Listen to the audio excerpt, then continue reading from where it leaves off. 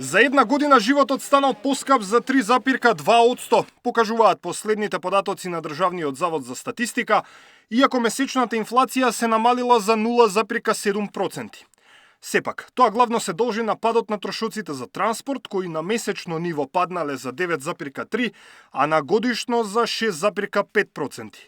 Државната статистика сепак бележи раст на цените на храната на годишно ниво од 5,2%, иако тие не се промениле воопшто во јануари споредено со декември.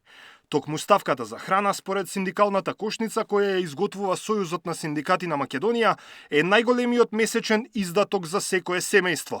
Речиси 40% од семејниот буџет оди за храна.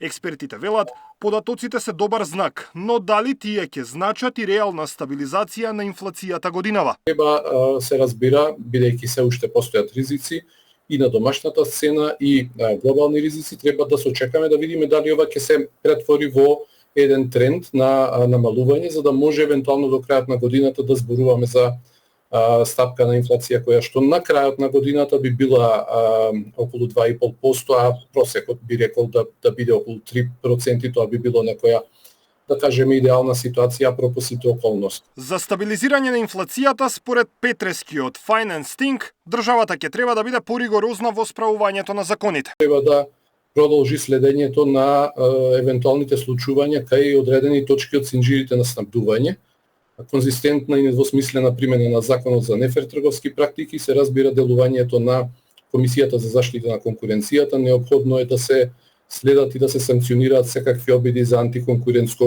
однесување на пазар. Очекувањата на владата се дека годинава инфлацијата ќе се стабилизира и ќе се спушти на под 3%.